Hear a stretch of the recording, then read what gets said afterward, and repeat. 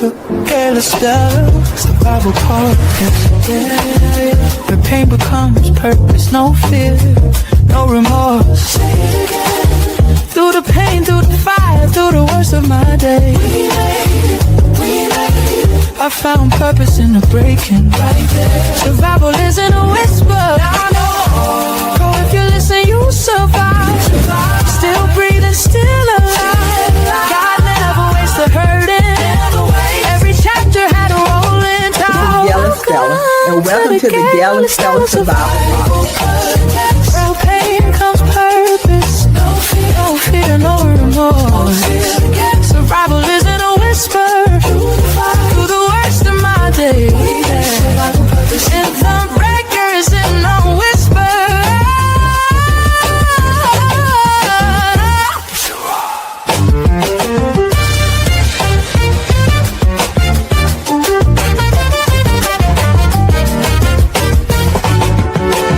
Hello, everyone, and welcome to the Gail Estella Survival Podcast. Here's where we turn pain into purpose, because survival isn't a whisper, it's a roar. And before we get started, there are a few things I need from you. The first thing is, will you please go and like, share, and subscribe to the Gail Estella Survival Podcast? Where are you tuning in from? I'm here in Aiken, South Carolina. Put in the comment box below where you're tuning in from. Are you following me on all of my social media platforms? If not, please do so at Gail Estella. And lastly, Do It All by Gail Estella. Have you purchased your copy yet? If not, it's not too late. You can go to TrueVinePublisherCompany.org, Amazon.com, or anywhere books are sold.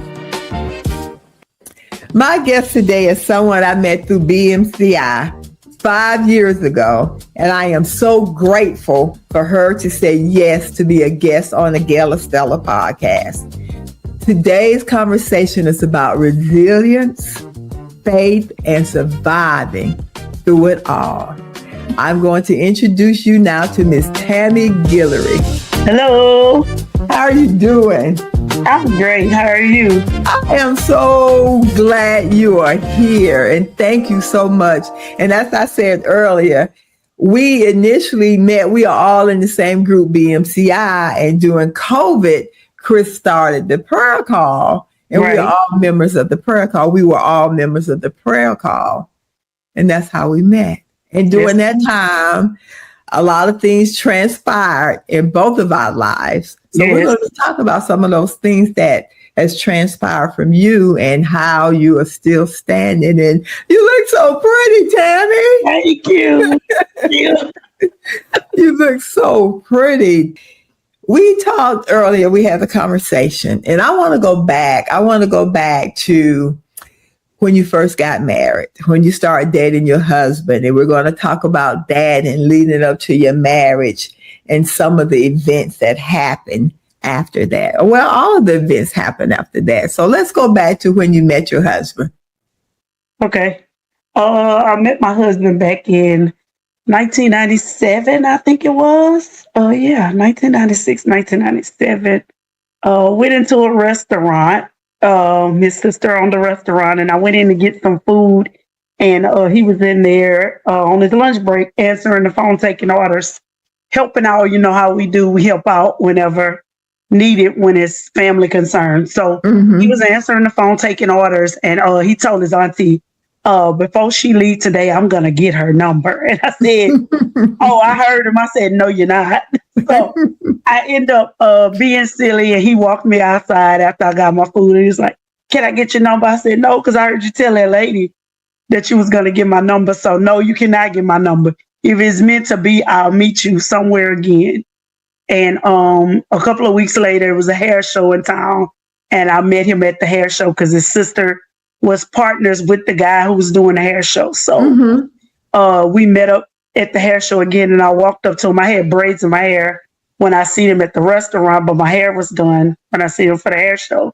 And I said, do you remember me? And he was like, kinda, I'm not sure. I was like, I'm the girl in the little red car that burnt off on you. He was like, I remember you. So that's how we kind of met. And from there we started dating, and then ended up getting married, and the rest is history. On the 22nd of that was last week before last, we just made 27 years. 27 years. Congratulations. Congratulations. Congratulations. You got married. And as much as most couples do, they plan their lives, and most couples think about children, expanding their families. So tell us about the two of you, your dreams as far as expanding your family. What were your hopes for that? Okay, I don't think I had told you over the when we did the initial call, but I have a son that's he's 10 years older than my daughter that I have now, but I took him in when he was 5 years old. Okay. He's my husband's son. Okay. And he moved in with us when he was 5 years old, and I raised him as my own. Okay. And he's been with us, throughout the years, all the way up until he became a grown man. So let's call his name, because I love his name to is call Charles Jr. He's Little Charles. We call him Little Charles. Little Charles. Which is not little anymore, but we call him Little Charles. Okay. So Little Charles came into my life at about year two. How old were you then? I was 20 years old. You were young. Very. Okay. And how was that for you? And it was life altering, because at that time I was playing in a Zydeco band with my cousins, and I had been married. I decided that I was going to eventually go it on and quit, because we were thinking about having a baby anyway. But I ended up stopping to help him raise his son. And because he needed that one-on-one, 100% time with us. And my husband was working like 2 and 3 jobs, trying to make ends meet in the beginning when you first get married. I hadn't been doing hair long, so I wasn't making the money. The money hadn't came yet. Yeah. So he was pretty much making everything happen. And so I said, well, I'm going to stop playing music, and I'm going to help you with your son. So that's what we did. And about a year or 6 months, probably 6 months later, I wound up being pregnant with my daughter that passed away, Carly. And she was born in 99. So like I say, I think I was probably pregnant maybe when he came into the scene, when he came in to move with us, but I didn't know yet. So then from there, we go through the motions. We have the baby and all of that. And when we, going through the motions of the pregnancy, and then we on the end, we're at month 8, 7.5, and we find out that the baby has some issues. And that was through my final ultrasound my doctor had done. He told me that he had seen something with her hand, and he wanted me to see a neonatologist. They had neonatologists that would fly into Lake Charles every week, which were like specialists for women that were high risk pregnancies. And he wanted me to go to the hospital and see these neonatologists. So they wound up doing a more thorough check and found out that the baby was having some issues with developing. And it's actually called trisomy 13 was what Carly had. Yes. And it affects organs, and also some areas like growth areas, like her hand being not developed properly, things like that.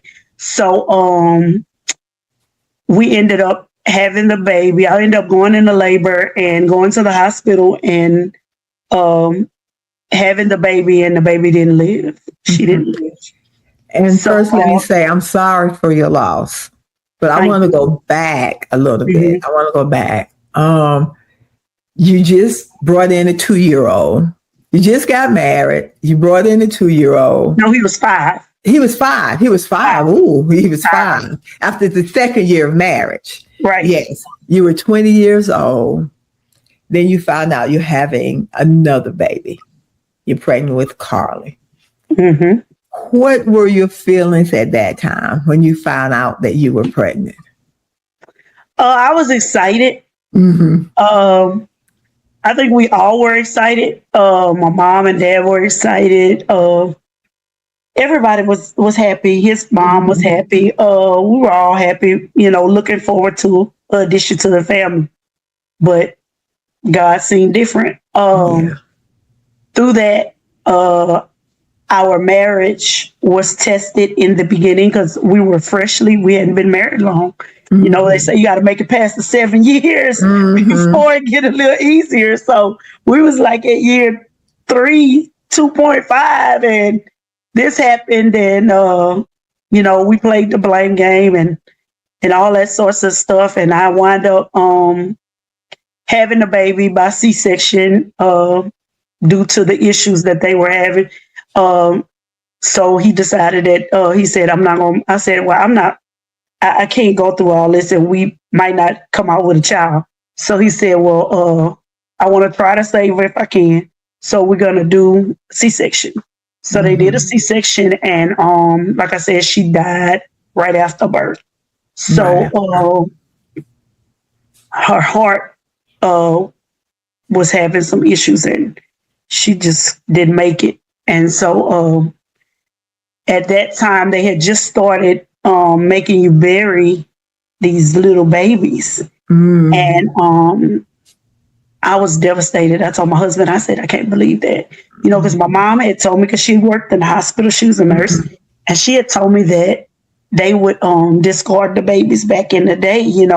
They didn't bury them when they were little like that. And so I said, okay. So the doctor came in, and then they said, we're going to send a person to come in and talk to you, a counselor, and they're going to explain everything that you're going to have to do. And that's when the lady said, well, we're going to contact the funeral home, and you're going to have a funeral. So I told my husband, I said, I can't do this. I can't do a funeral. I just can't. So I wound up asking my doctor to keep me in the hospital for extra 2 days so they could have the funeral and I not be there. Tammy, at 22, you gave birth to Carly. She didn't make it. That's a lot for a young person. That's a lot for anyone, but especially at the age of 22. Can you remember your feelings at that time? Can you describe what it was that you felt at that time? Emptiness. Because I had been through all of this and no baby. Yes. I felt empty, really, really depressed instantly. I mean, as soon as it happened, the grief process started, and I think I was trying to avoid going home because we had already set the room up, and we had the baby shower, and we had all this stuff in this room, and he had put the bed up, and I mean, we had the whole 9 yards up. So go home and not have a baby. I remember doing an interview with this lady, and the name of our interview, it was titled "The Empty Cradle." And basically what she was talking about was situations like yours and hers, when you've planned the pregnancy, you had the pregnancy, you enjoyed the pregnancy, and the room is ready for the baby to come home, but you don't bring the baby home, and it's this empty room. Oh, I'm so sorry. You decided that you weren't going to the funeral. Right. Did everyone else go? My mother-in-law stayed with me. She didn't want to really attend, I don't think. So my parents, my brother, his wife, my husband, and a couple of other family members, they ended up attending.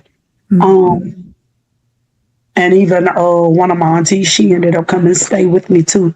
Because, I mean, that's like the saddest thing, a baby's, an infant's funeral.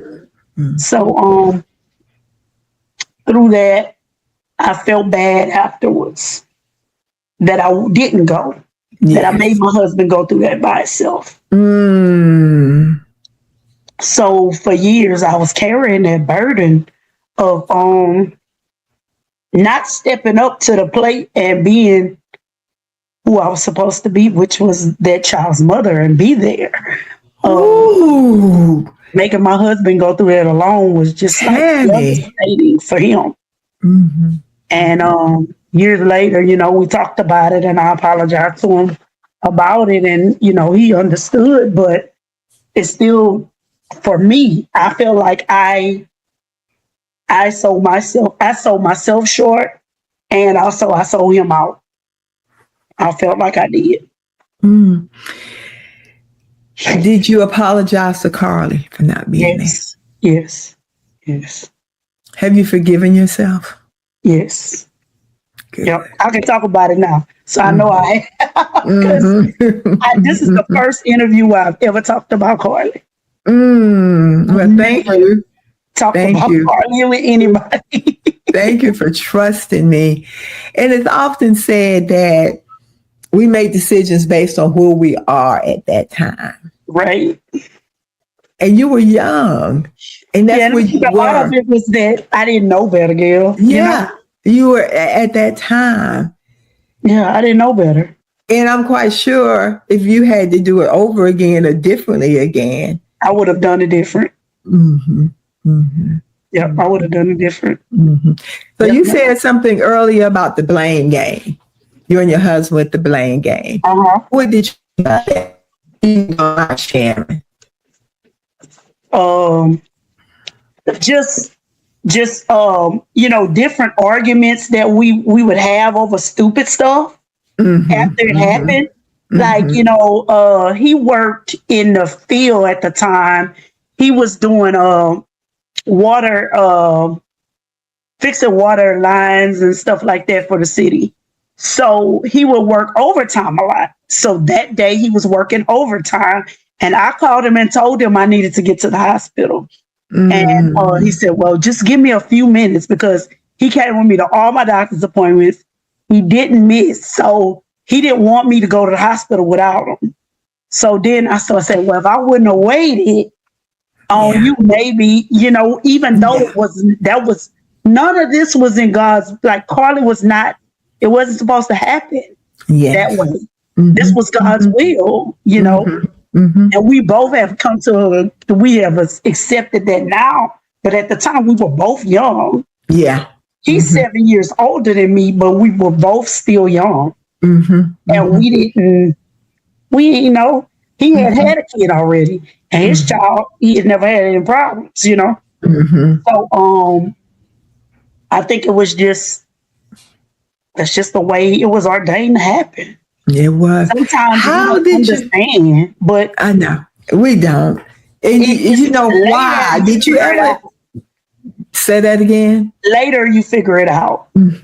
At that time, did you question God? Were you angry with God? Oh, yes, I questioned God. I said, why would you take a baby, But what I want to, and the neonatologist had mentioned this to me and said, they showed us all what we would have to endure if the baby would survive.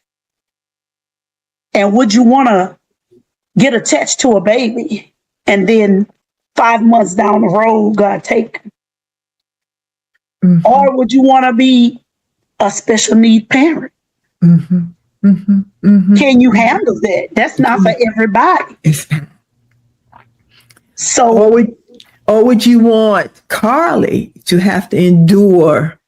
That's right. Everything that she would have had to endure. Exactly. Yeah. It's a lot. And, I think unless you've experienced it, you can really speak on it, because I think about aging and, towards the end for her, she was on oxygen because her lungs had gotten so bad. And, the doctor said that she would be dependent on oxygen, but the oxygen that she would have been dependent upon wasn't the type that you could just put the cannula in your nose and, carry it around. It was heavy duty that you couldn't go home with that, and that might have meant that she might have had to be in a long-term facility, and you're thinking about a 21-year-old maybe in a nursing home, or not being able to finish college, and life going on with everybody, and she didn't deserve that. You know, Right. She wouldn't have deserved to live like that. So I would rather to see God take her, to have her live the way that she would have lived unless he healed her. Right.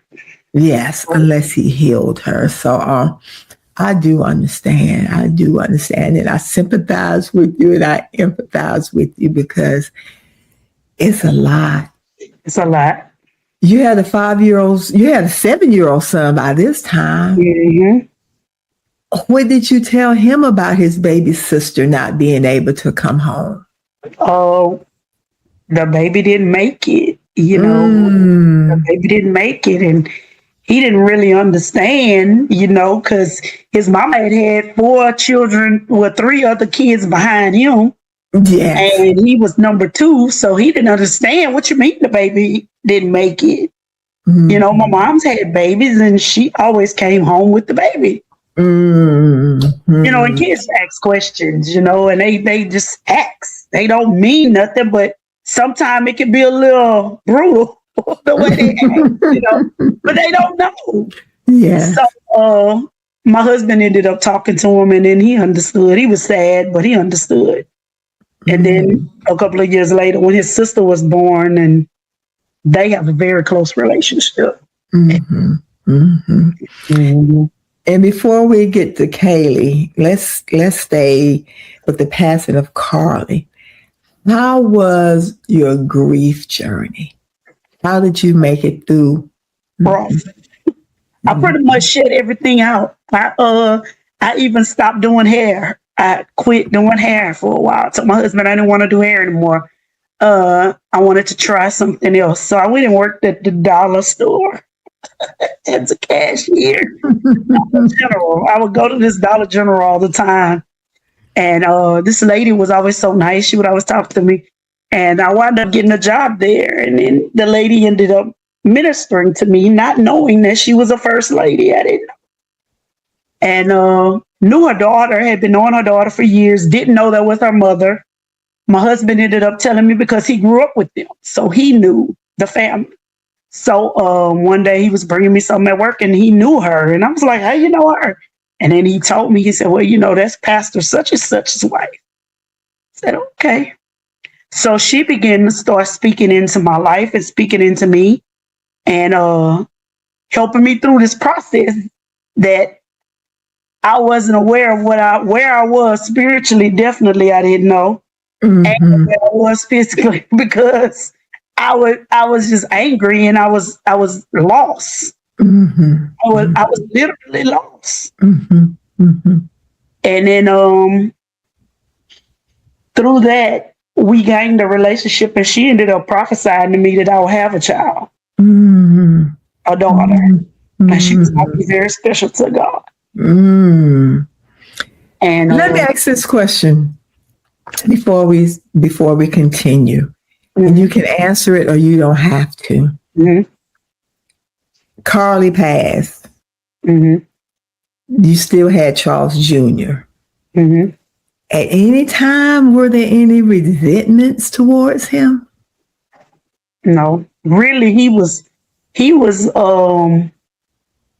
more of like a help through it. Yeah, a light. Mm-hmm. Yeah. Mm-hmm. Yeah, so I really grabbed onto him, and he would get in the bed with me and hug me, and we watch movies together, and yeah, so he was able to help me through it, actually. Yes. Yeah.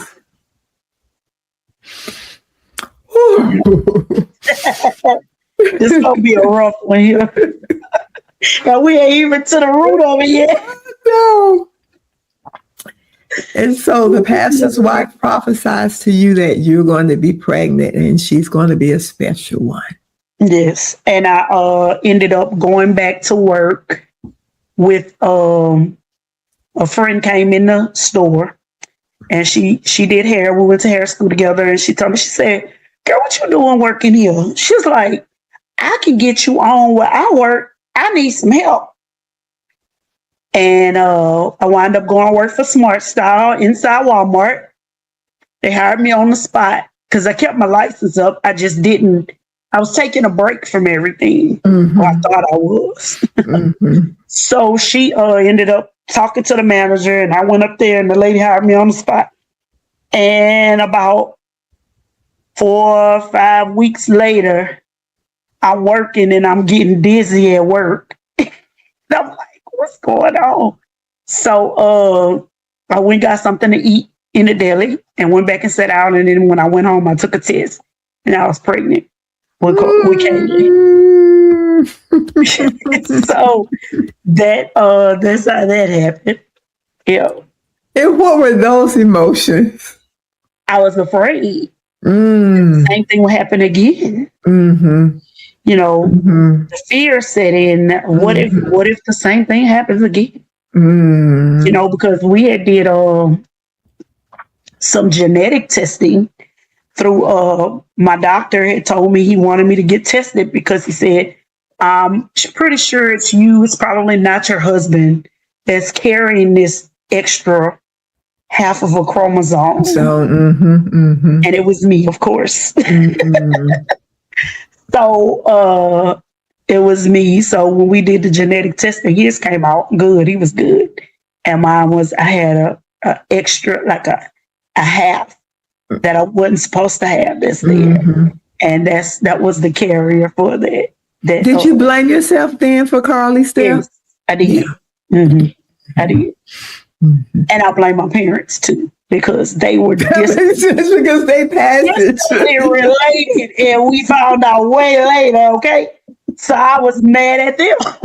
That makes sense. Because when I mentioned it to my parents about getting genetic testing, they no way, no how, we're doing it. They wouldn't do it.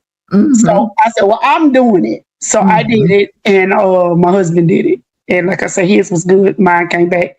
And then when I got pregnant with Kaylee, I had a different doctor, but I'd already told him what I had been through. And I went to a high risk doctor right from the jump. So he had told me he wanted me to get a test done. The test where the amniocentesis, where they go into your belly at 5 months and pull the fluid to make sure that the baby is fine, that there's no kind of chromosomal issues or anything. So they did the test and everything came back normal. And you also find out the sex. And we found out it was a girl. So that was Kaylee. Wow. Because back then they wasn't finding out like they do now. Like you find out what 2.5 months, but you had no, wasn't none of that then.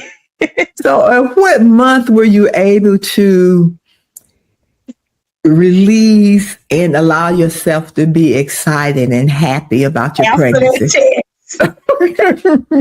Even though God kept giving me multiple words from different people, me and this girl worked together. She was a prophetess. She had told me too. She said, girl, this baby is going to be healthy. This baby is going to be fine.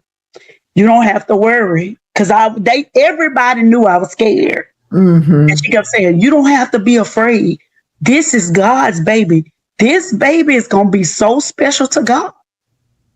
And she told me that too, the same word. I kept getting the same word. And now when she's grown, she's about to be 25 in November. Yeah. And she gets the same word as an adult. Wow. You're very special to God. Like when people speak into her life, they tell her that. And I'm like, God, I've been getting that word since she was in my womb, girl. So Kaylee's born. Yep. And you have your girl. I have my girl. How was that when she was born? Did you think about Carly? Oh, yeah. But then the happiness, and I don't want to put words in your mouth. So you tell me, what was that like for you? Yeah, I would think about Carly, but Kaylee made it a little easier. Yes. To be able to push through and make it. But March 19th is Carly's birthday, and we always do stuff to honor her. On her birthday, we go to the graveyard. We do things. Even Kaylee participates now. She started when she was little. We would go and we explained to her, this is your sister, you know, Mm-hmm. and she didn't make it, and what all happened. And because as she got older, she started asking more questions. Questions about her sister. Mm-hmm. Right. What Her big actually sister. happened. Yeah. Mm-hmm. Mm-hmm. Mm-hmm. So we were able to do that. And even sometimes she told me one day, a couple of weeks ago, she said, oh, I went out there and put some flowers on Carly's grave. You know, it's something we all do. Mm-hmm. It's just random. Mm-hmm. Even my son, he does it too. Mm-hmm. Mm-hmm. Yeah. So she's still alive in your lives and your heart, your memories, keeping Definitely. her alive. Yes, that's She's beautiful. still part of our family. She She always will still be. always will be. What type of mother were you to Kaylee when she was born? Because Oh my God. were you the helicopter mom? Did you hold her real tight? Special. Everything was whatever she wanted, she got it. Mm-hmm. She was spoiled, and she's still spoiled. Mm-hmm. And she was spoiled by everybody. Yes. Mm-hmm. She said the other day we were talking, and she was talking about my parents, and she said, you know, I told her in the beginning when my mom and dad died, I said, you know, they set me up. I said, because now they done left here and they ruined you. And now, you know, because when we would tell her no, she would go to my parents and they would give it to her. Mm-hmm. Mm-hmm. So now it's like, what do you mean no? Like, yeah, no, sis. You grown. It's time for you to start making your own way. No. I'm not telling you yes to everything. And it taught me, and losing my parents taught me that I can't handicap her. I have to teach her how to live without me. Because then one day I won't be here. Mm-hmm. Mm-hmm. Mm-hmm. Prayerfully, we hope it's never no time soon, but you know, we need to teach our kids to live without us. To be independent without us. Mm-hmm. Mm-hmm. And that's a life skill. Right. Yeah. Because it's rough. It is. It is. It is. You said losing your parents, so we can segue into that because I know there's a series of things happen. Mm-hmm. But since you said losing your parents, let's stay there. You lost your mother, My dad. your dad first. My and dad. what year was that? November 22. And my mom, December 22. Mm-hmm. They were 25 days apart. Mm-hmm. And I remember that on the prayer call because, you know, the thread was pray for Tammy and then pray for Tammy. And everyone was like, wow. Talk about that grief, Tammy. Talk about that. My dad wasn't bad because he had been sick. Mm-hmm. Mm-hmm. So with my dad, I had, I think back like maybe 6 months before he passed, or maybe a year, God had started preparing me for him leaving. Mm-hmm. So like when he would go into the hospital, I would cry. And I was like, my dad's about to die. Mm-hmm. And I would just cry. And through that, I think that's how how it became easier when he actually transitioned. Because as he got worse, my dad had dementia, but as he got worse, he never not knew who I was. Mm. He didn't know who my mom was sometimes. But when I would go there, he always knew my name and everything, called me by my name. But through that, I think that it helped to prepare me. So when he died, I was able to take care of everything because my mom was devastated. Yes. She was his caregiver. She took care of him the entire time. He went into facilities only temporarily, like for rehab and things of that sort. Mm-hmm. Or give her a little break. They would tell her, we're going to put him in rehab for a month, 2 months to give you a break. So that's the only times they had ever really been apart. So my mom was wearing herself down without even realizing.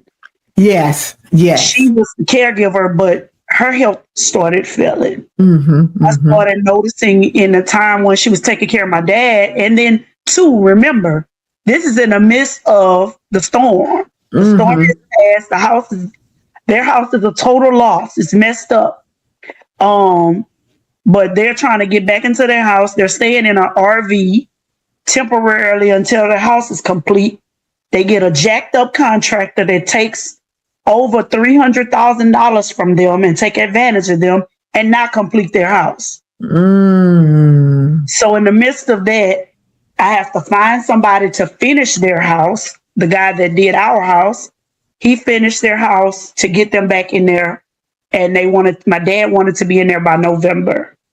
Not knowing he was going to die at the end of November. We didn't know. He may have known, but we didn't know. Right. So he kept telling me, I have to get your mama back into her house.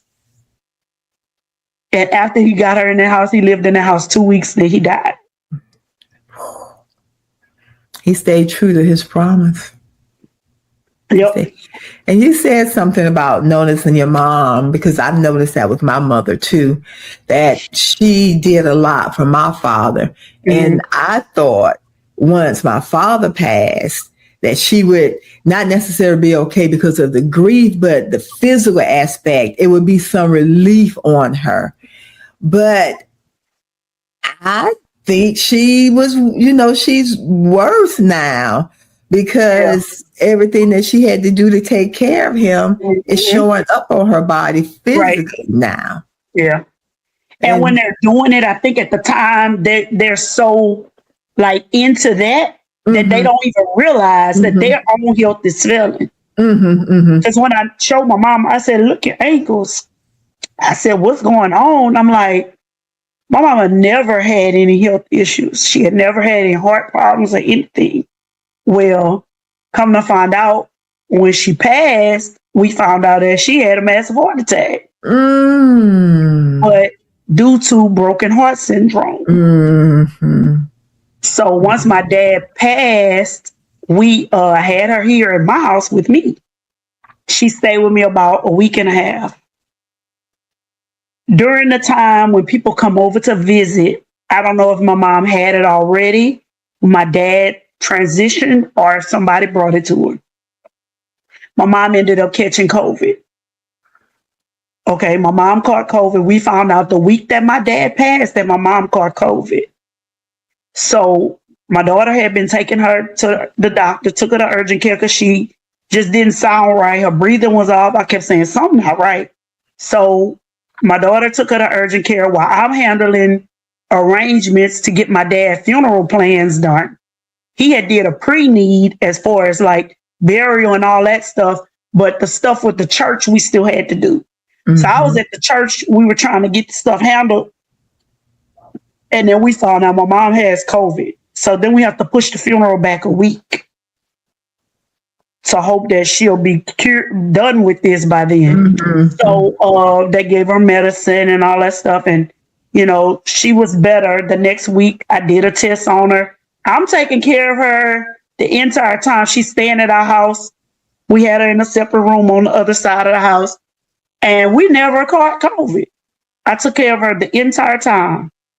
Didn't catch COVID. She wound up getting a negative test that following Saturday of the next week, the week the funeral was supposed to be.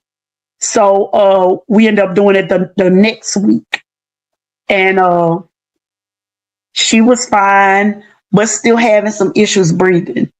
And that was kind of worrying me. But then she told me, she said, I got a negative test. I feel better. I'm going home. What am I supposed to do?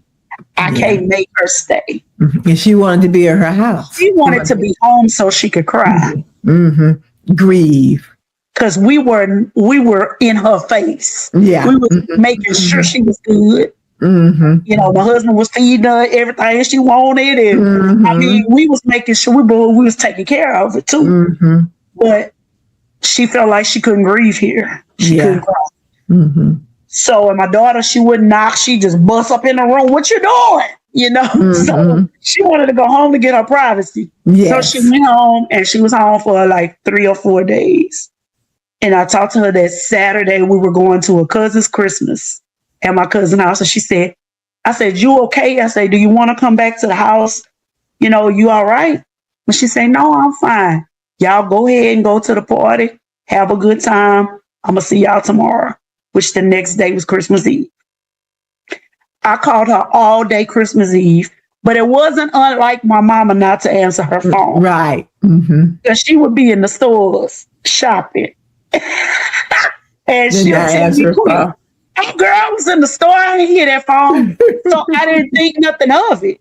Mm-hmm. So then later on that evening, by the afternoon, it's about 4:30, 5 o'clock, my cousin calls and she says, hey, I went to Aunt Teresa's house and her car is there, but she's not answering the phone.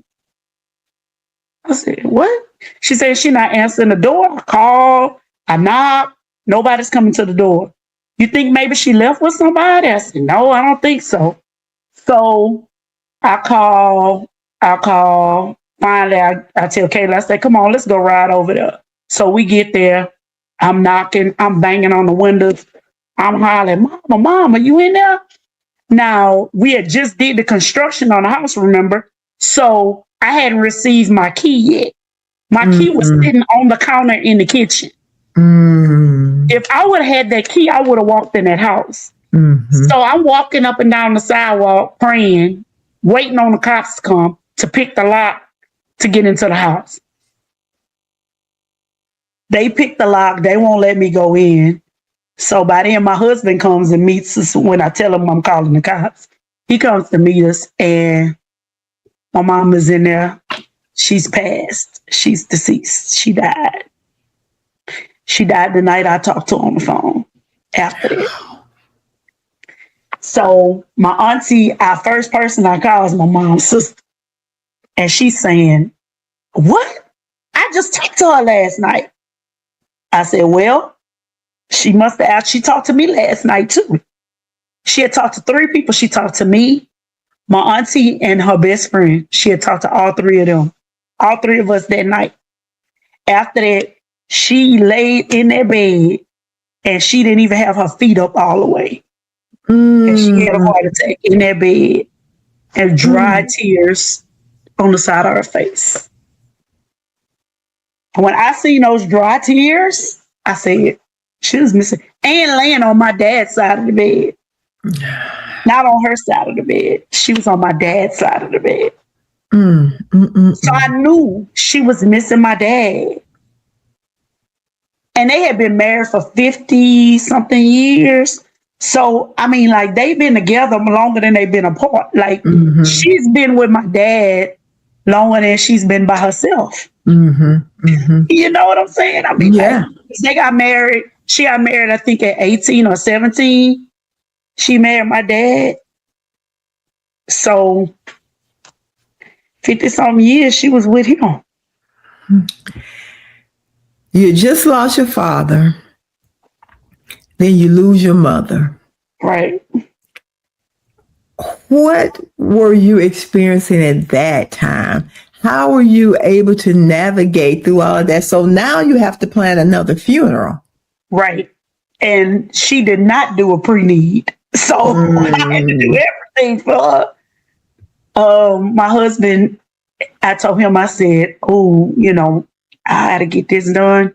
We got to figure out how we're going to do this. He said, we're going to get it done. Well, I tell people, and I'm sharing this, I'm telling y'all my business, but I'm sharing this as a lesson to others. Make sure your parents' stuff is together. My mom and dad had insurance on each other, life insurance, each other's beneficiary. My mom was my dad's. My dad's was my mom's. So my mom passed. She had no secondary, no secondary beneficiary. So the insurance, which was through their financial advisor, they dropped the ball. They didn't have a secondary person on there. And I was my dad's secondary, but they didn't have one for my mom. So we had to bury my mom out of our pocket. And then once everything started with the succession and stuff, we got our money back. But I had to figure out how I was going to bury my mom because everything was locked up. And you build these relationships with these people. My dad had been with that company for years, and he personally knew the man that owned it. And then he brought my mama there when she retired. So he knew my parents. So I said, this not even my fault. This your fault. You mean to tell me you can't write me a check to bury my mother? He said, I'm sorry, I won't be able to do that. And it just makes me think too, when you think about race, when you think about age, they just don't do what they're supposed to do, because anyone would have known you need to have a second beneficiary on here. Yep. So my dad was there. my mom's, and my mom's was his.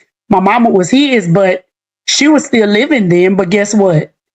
Nothing had been. It wasn't long enough for anything to be. She didn't even have time to do anything, right? Anything yet? Yes. No. Yes. Nothing. Yes. We had did the pension paperwork the week she died.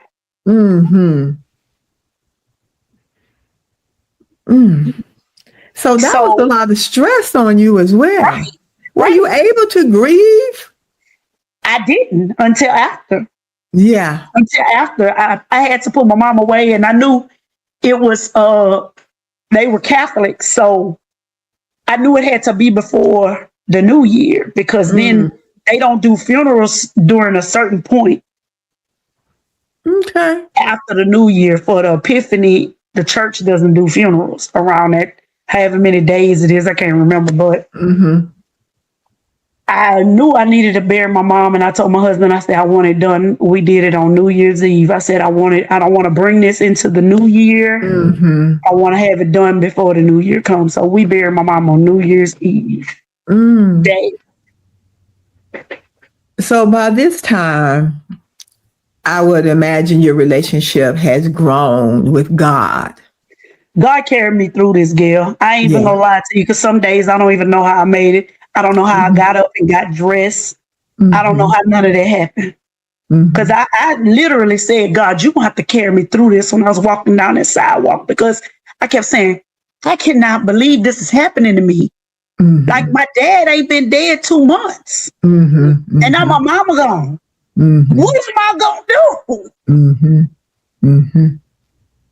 And I called my sibling, which is my brother, who was not well, that we didn't know he was that sick. I called and told him, and he couldn't believe it. So it took him forever to show up, for us to finish everything, for them to take her away that night. He couldn't get it together. And like the Bible say, honor your parents so your days will be long. Honor your parents, man. Honor your parents. We had went through a bad spout, and my brother hadn't talked to my parents for some months. Well, some years. And my mom, that was part of her heartbreak too. Yeah. So when my dad passed, he came back into our lives, and my mom was very happy. She was very happy. And you know what I've learned? That little time. It wasn't nothing but a couple of weeks, but they got that little time together before she passed. But he didn't know that was going to be the last time. He thought he still had time. So he's probably dealing with that. And you know what I'm learning is that we don't have the time that we think we have. And the time that we do have, we need to be so intentional with it. So there's not regrets, because when someone you love passes, you already have the woulda, coulda, shouldas. Those are going to just automatically come. But then what about the woulda, coulda, shouldas that you really could have been, or you really could have done the couldas, and you could have done the shouldas, but you didn't for whatever reason? You have to live with that. Yeah. And I think, 15 months after my mom passed, my brother passed away. And I don't care what anybody says. They don't have to tell me. I know he died from a broken heart. Because he kept There's calling two me, telling broken me. heart syndromes. Broken heart syndrome is a real thing. It is. It is. People don't believe that, but it's a real thing. And it happens. And my brother had a broken heart because he didn't get a chance to get it right with my mom, he felt.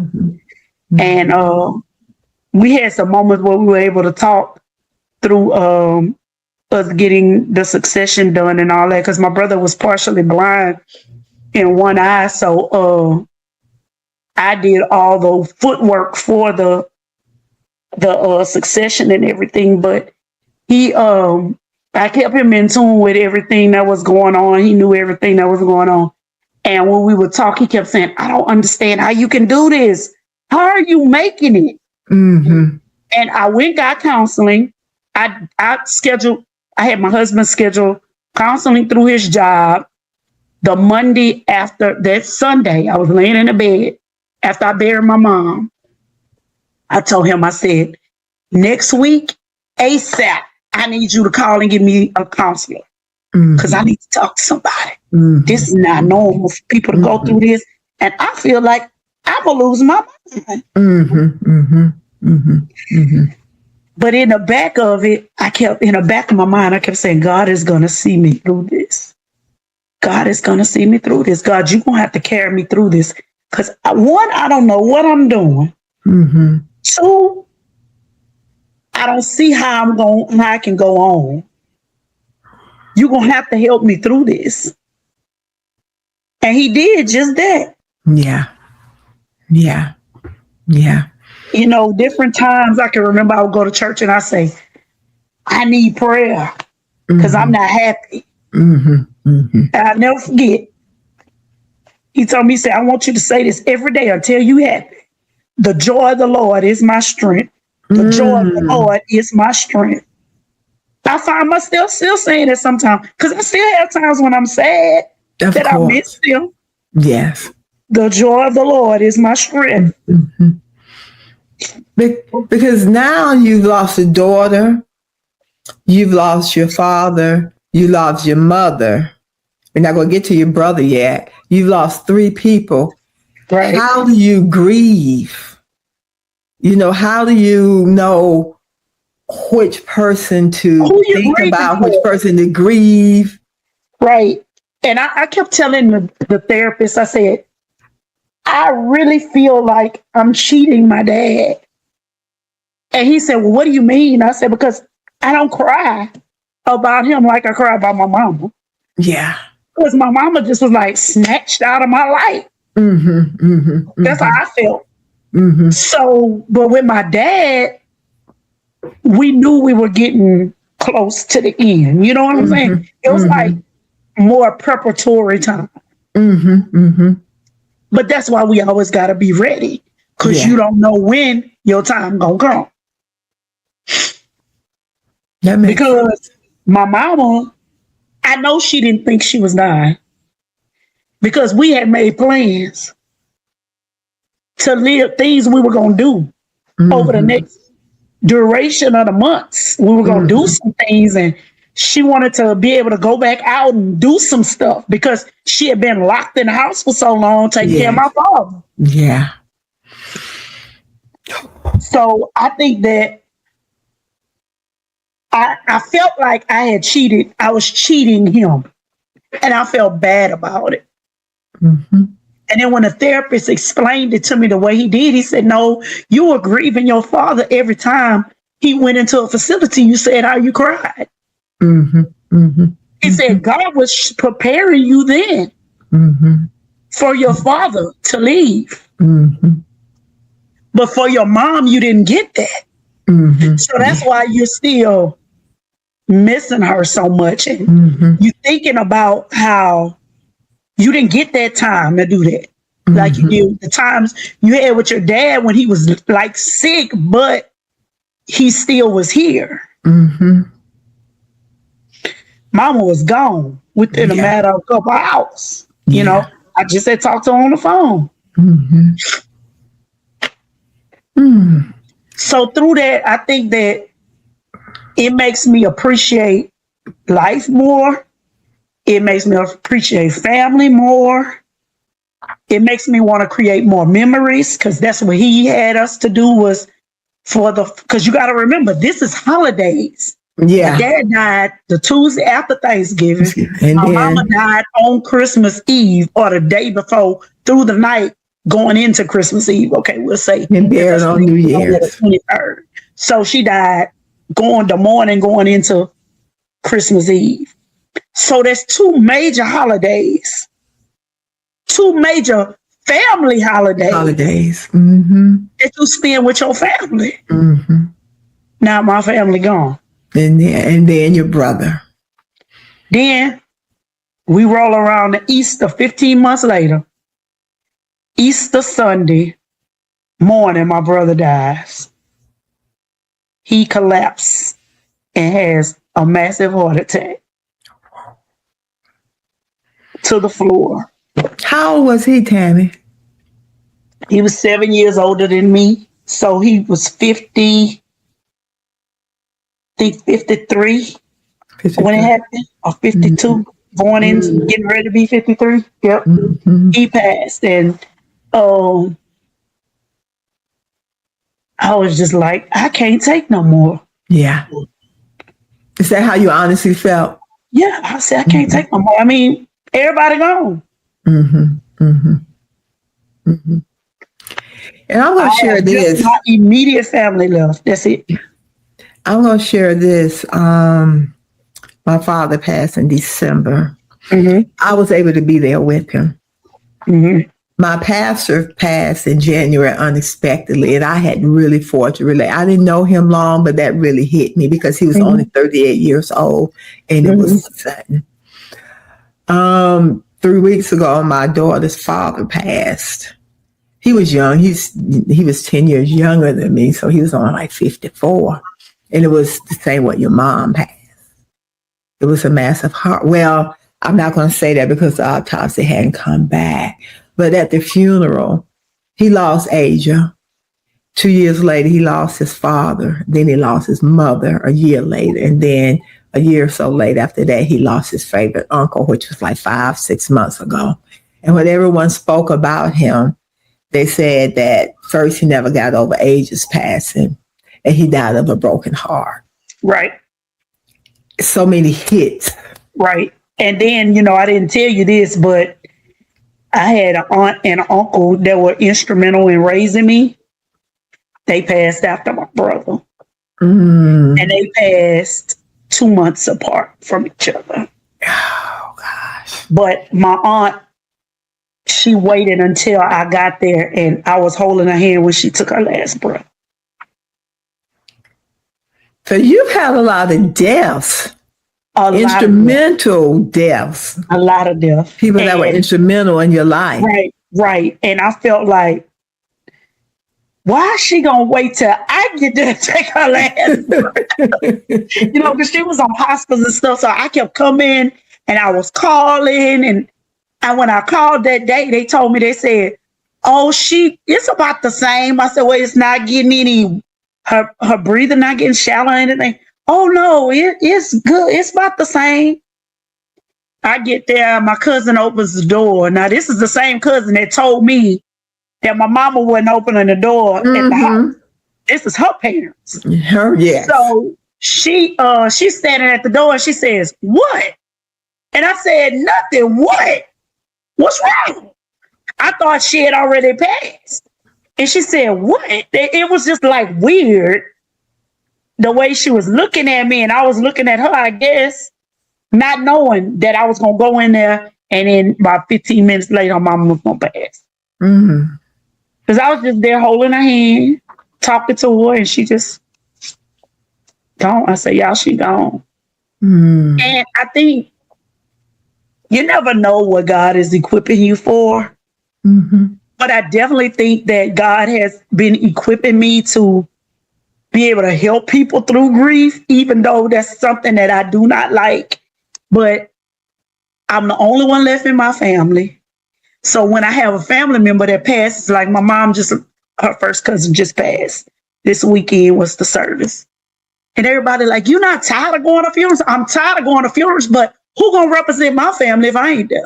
Yo, that's a big burden for you to have to carry. That's a lot of weight for you to carry. But I do it, and I mean, I do it, and I think I figured out how to release it now that I'm not holding it. Good. And what does that look like? Because I feel like at first I was holding it, and I was having chest pains, and then the devil was telling me, "Oh, you gonna be next. You gonna be next." You know, and then the cancer thing comes, and it's like, yeah, I told you gonna be next. But I went to the cardiologist and had my heart checked, and I told the lady, I said, "Look, my mom just died with a massive heart attack. I just lost my father right before my mom. My brother then died. I mean, I need to make sure my heart good." You know, and she was like, "No, we don't put a monitor on you and let you keep it for a couple of days, and we're going to look at everything and see how it looks." I was having panic attacks, Gail, but I had never had none before. Yeah. So I didn't know what a panic attack was. They'll make you feel like you're having a heart attack. I mean, my chest would get to beating so fast, and I'm like, "Ooh, I can't do this," you know, and I was having them. But now, even going to therapy has helped me. He's taught me how to breathe through it, and when I feel it coming, to where I don't have them, you know. And my husband was real close to my parents too, because he lost his mom like way along the way. Like my daughter was getting ready to be one when my mother-in-law passed. So, and his father's been passed since he was a kid. So he was having them too. Yeah. And we didn't know what we were having. He went to the hospital, chest pains. Like, we having panic attacks through this grief. But to not wear somebody's burden, or to not wear a burden, or to not carry a weight for somebody, what does that look like? Oh, I give it to God. I pray about it. And I ask him to remove it from me, and I release it, and I leave it there. Because I never knew what it felt like. I used to hear people say, you know, you die, somebody die close to you, you hurt. Your mama died, feel like your heart just been shattered into a million pieces, and your heart literally hurt.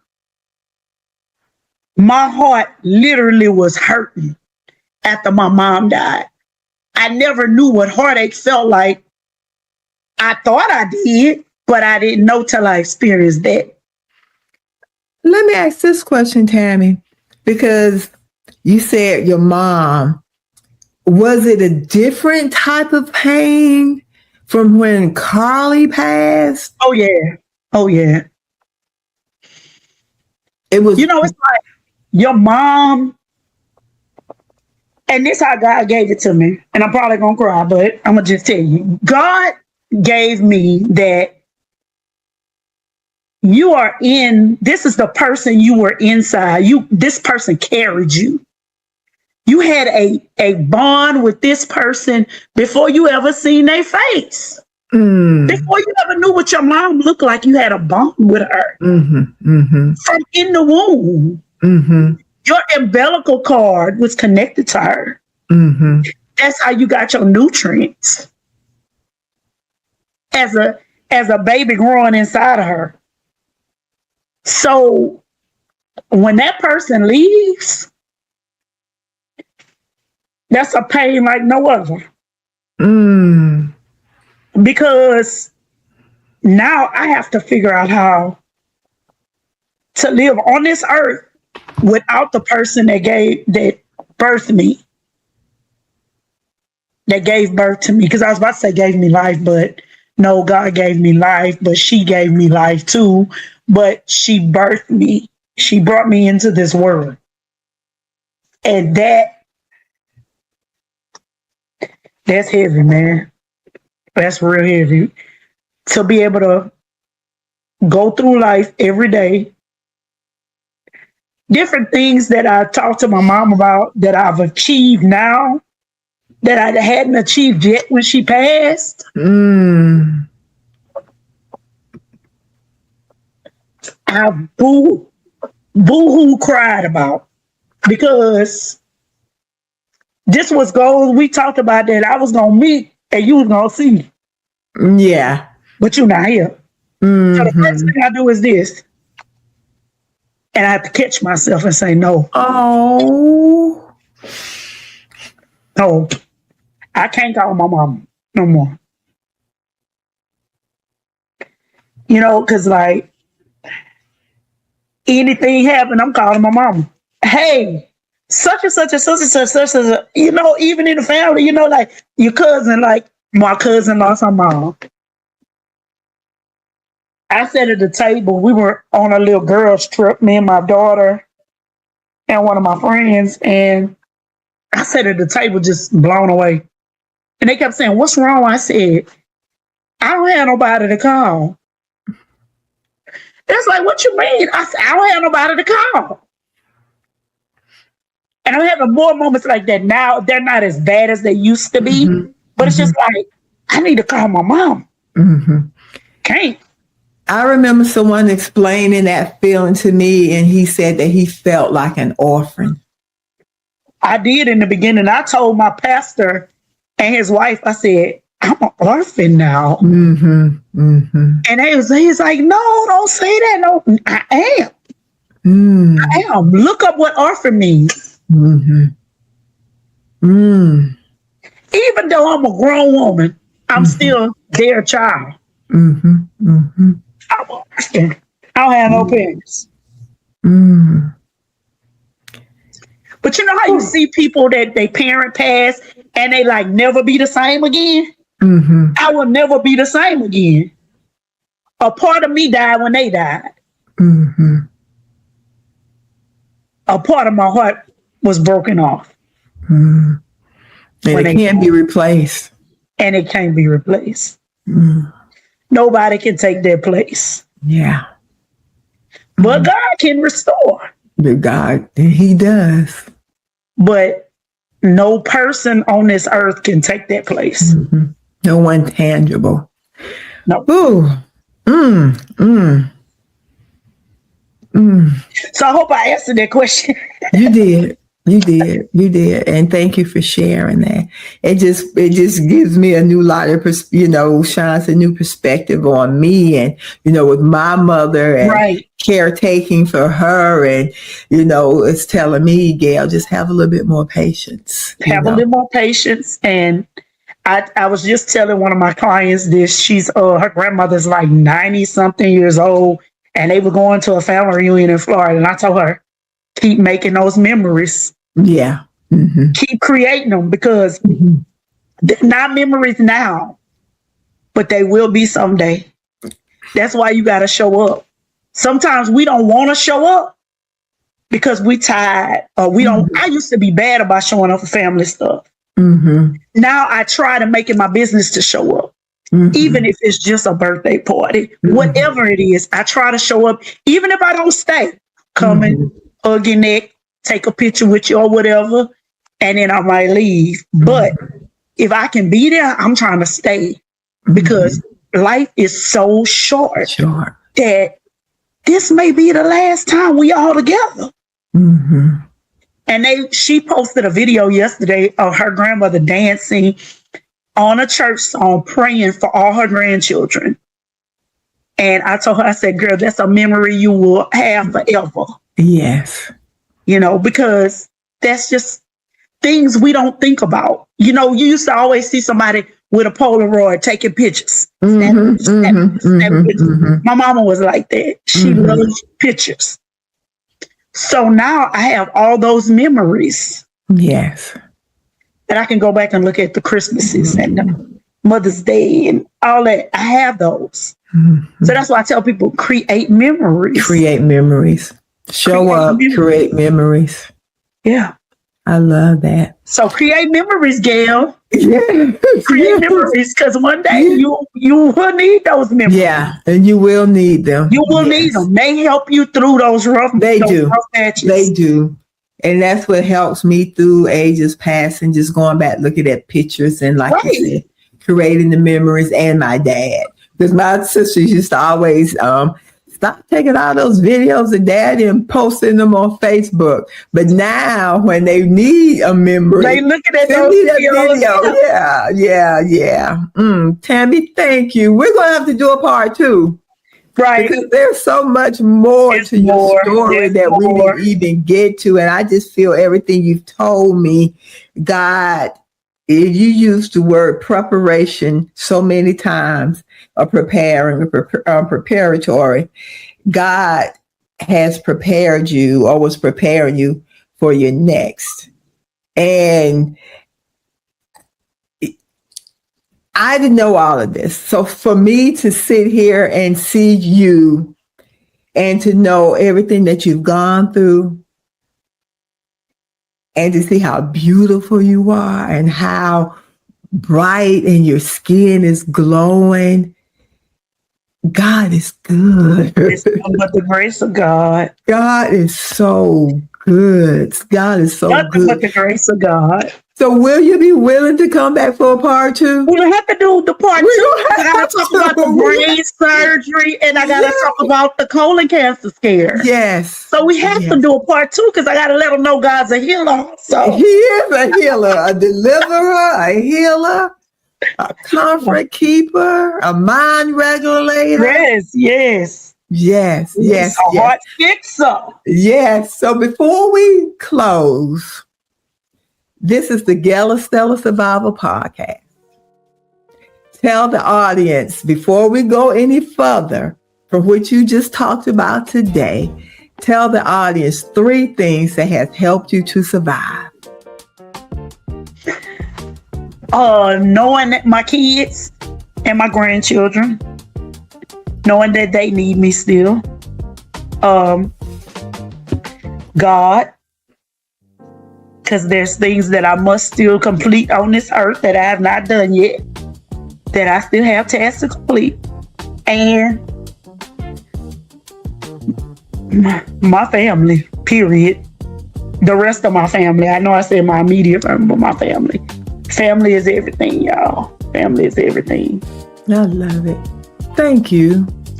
Thank you for having me. Thank you for allowing me to come on. And you have been so encouraging and so inspiring. And woo, I'm in awe of you. I am in awe. God be the glory. God is doing for you and through you. Yes. It's all Him. Continue blessings until we meet again. Okay. All right. Thank you. All right. Thank you. Bye-bye. Bye-bye.